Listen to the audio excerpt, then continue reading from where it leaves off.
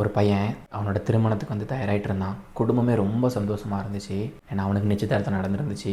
நிச்சயதார்த்தம் நடந்து கொஞ்ச நாட்கள்லேயே அவனோட உடல் 400 அடி பள்ளத்தில் கிடைக்கும்னு யாருமே எதிர்பார்க்கல. ஆரம்பத்தில் இது எல்லாருமே ஒரு விபத்து அப்படின்னு தான் நினச்சாங்க.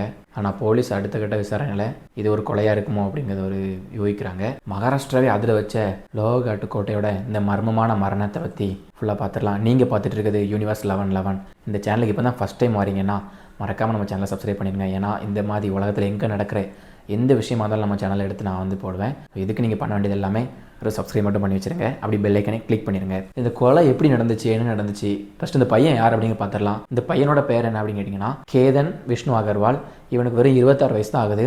அவங்க குடும்பம் எல்லாம் சேர்ந்து அவருக்கு வந்து ஒரு மேரேஜை வந்து அரேஞ்ச் பண்ணுறாங்க. அதாவது எல்லா பெற்றவங்களோட ஒரு கடமை என்ன அப்படின்னா தான் குழந்தைய வளர்த்து அதுக்கப்புறம் அடுத்த கட்டமாக என்ன பண்ணுறது, படிக்க வச்சு அவர் ஒரு கல்யாணம் பண்ணி வச்சு கொடுக்கறது தான் அவங்க எல்லாரோட கடமையாகவே நினைக்கிறாங்க. ஸோ அந்த கடமை நிறைவேற்றுறதுக்காக வந்து அவருக்கு ஒரு கல்யாணத்தையும் பண்ணதுக்காக ஒரு பொண்ணையும் பார்த்து, அந்த பொண்ணு பேர் என்ன அப்படின்னா ஷியா கோயல்.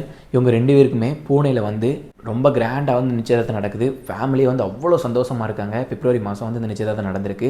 அதுக்கப்புறம் என்ன நடந்துச்சு அப்படின்னா ஷியா கோயிலும் கேதன் 2 பேரும் சேர்ந்து என்ன பண்ணுறாங்க அப்படின்னா இவங்க கல்யாணத்துக்கு முன்னாடி ஒரு டைம் நம்ம வந்து பாலிக்கு ட்ரிப் போயிடலாம், இந்தோனேஷியாவில் இருக்கிற பாலிக்கு வந்து நம்ம ஒரு ட்ரிப் போயிட்டு வரலாம் அப்படின்னு வந்து பிளான் பண்ணியிருக்காங்க. ஸோ இவங்க 2 பேர் மட்டும் இல்லாமல் அதுக்கடுத்து அவங்க ஃப்ரெண்ட்ஸ் 2 பேரை கூட்டிகிட்டு போகலாம் அப்படிங்கிறது தான் பிளான். ஸோ 4 பேர் சேர்ந்து பாலிக்கு ட்ரிப் கிளம்புறாங்க. ஸோ கிளம்புற அன்னைக்கு பார்த்தீங்கன்னா அதுவும் ஏர்போர்ட்டோட போயிட்டாங்க. போன இடத்துல பார்த்தீங்கன்னா நம்ம கேதனோட பாஸ்போர்ட்டு மட்டும் மிஸ் ஆயிடுச்சு. மீதி 3 பேரோட பாஸ்போர்ட் இருக்குது. நம்ம கேதனோட ஒரு பாஸ்போர்ட்டு மிஸ் ஆயிடுச்சு. பாஸ்போர்ட்டு மிஸ் ஆனதை வச்சு தான் நம்மளோட போலீஸ் வந்து அவங்களோட விசாரணையில் வந்து இது ஒரு கொலையாக இருக்குமோ அப்படின்னு ஒரு சந்தேகத்தை ஏற்படுத்தியிருக்கு.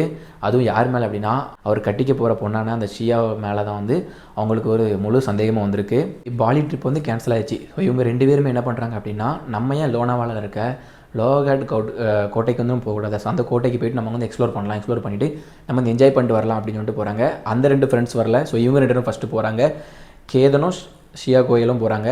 2 பேரும் போனதுக்கப்புறம் சேதன் சௌத்ரி அப்படிங்கிற ஒரு பையன் வந்து அந்த இடத்துக்கு வர்றாரு. சேதன் சௌத்ரி யார் அப்படிங்கிறது ஷியா கோயிலோட வந்து ஃப்ரெண்டு அப்படின்னு சொல்கிறாங்க. ஸோ வந்து அப்படி தான் இன்ட்ரோ கொடுக்குறாங்க. ஷியா கோயில் வந்து இன்ட்ரோ கொடுத்து அவங்க 3 பேரும் சேர்ந்து அந்த ட்ரிப்பை வந்து கண்டினியூ பண்ணிகிட்டு இருக்காங்க. ஸோ கண்டினியூ பண்ணிகிட்டு இருக்கும்போது தான் அவர் வந்து ஃபோட்டோ எடுக்கும்போது வந்து காற்று அதிகமாக அடிச்சதுனால வந்து கீழே விழுந்து இறந்துட்டார் அப்படின்னு ஷியா கோயில் வந்து போலீஸ்ட்டை சொல்லியிருக்காங்க.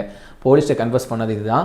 ஆனால் போலீஸுக்கு வந்து அதில் தான் சந்தேகமே ஆரம்பிச்சது. ஸோ இந்த ஷியா கோயிலுக்கும் சேத்தனுக்கும் என்ன தொடர்பு அப்படின்ட்டு அவங்க வந்து கான்டாக்ட்ஸ் எல்லாமே எடுத்து செக் பண்ணுறாங்க. செக் பண்ணி அதுக்கப்புறம் வந்து ஒரு முடிவுக்கு வராங்க. ஸோ 2 பேருமே அதுக்கப்புறம் விட்டுட்டாங்க. கான்டாக்ட்லாம் செக் பண்ணிட்டாங்க. செக் பண்ணிவிட்டு அப்புறம் அங்கே என்ன நடந்துச்சு அப்படிங்கிறத சிசிடிவி கேமரா அப்புறம் அவங்க ஃபோன் கான்டாக்ட்ஸு எல்லாத்தையுமே செக் பண்ணுறாங்க. அவங்க 2 பேரும் போனது எல்லாமே செக் பண்ணுறாங்க. செக் பண்ணி பார்த்ததுக்கு அப்புறம் இந்த சேத்தன் அகர்வாலை வந்து ஃபஸ்ட்டு கைது பண்ணுறாங்க. சேத்தன் அகர்வாலை ஃபஸ்ட்டு வந்து கைது பண்ணதுக்கப்புறம் அவர் கொடுத்த சில கன்ஃபர்ஸ் மூலமாக அதுக்கப்புறம் ஷியா கோயிலை வந்து அரெஸ்ட் பண்ணுறாங்க. ஷியா கோயிலை வந்து அரெஸ்ட் பண்ணிவிட்டு இவங்க 2 பேரும் என்ன பண்ணியிருக்காங்க அப்படின்னா 2 பேருமே காதலிச்சிட்டு இருந்திருக்காங்க. முதலே காதலிச்சுட்டு அவங்க வந்து வீட்டில் சொன்னாங்களா என்ன அப்படிங்கிறது இனிமேல் வந்து ஃபுல்லாக வந்து அந்த கதை தெரிய வரல. ஸோ இவங்க 2 பேரும் காதலிச்சிட்டு இருக்காங்க. இப்போ வந்து நம்ம கேத்தனை வந்து இவங்க 2 பேரும் தான் சேர்ந்து வந்து அந்த பள்ளத்தில் தள்ளி விட்டு கொலை பண்ணியிருக்காங்க அப்படின்ட்டு போலீஸ் வந்து சொல்கிறாங்க. போலீஸோட இன்வெஸ்டிகேஷன் வந்து கண்டுபிடிச்சிருக்காங்க. நம்ம இப்போ ஒருத்தங்க லவ் பண்ணுறோம் அப்படின்னா ஒருத்தனை கொலை பண்ணுறதுக்கு தைரியம் ஏன் வந்து நம்ம வீட்டில் சொல்லி நம்ம பேரண்ட்ஸ் வந்து ஃபைட் பண்ணி அவனை கல்யாணம் பண்ணுறதுல இருக்க தைரியம் இல்லை அப்படிங்கிறது எனக்கு புரியல இன்னுமே. ஸோ இந்த மாதிரி நிறைய விஷயங்கள் நடக்குது. பாவம் கேத்தன் வந்து என்ன பண்ணார் எனக்கு சத்தியம் பண்ண அவர் தெரில. அவர் வந்து என்ன பண்ணார், ஜஸ்ட்டு வந்து ஒரு அப்பாவி இன்னசென்ட். ஏன்னா வந்து அவர் வந்து வாழ்க்கையில் வந்து கஷ்டப்பட்டு படித்து வளர்ந்து அதுக்கப்புறம் உழைச்சி ஸோ இப்போ வந்து நம்ம லைஃப்பில் வந்து அடுத்த ஒரு பாட்டுக்கு போகிறோம். மேரேஜ் அப்படிங்கிறது லைஃப்பில் அடுத்த ஒரு பாட்டு.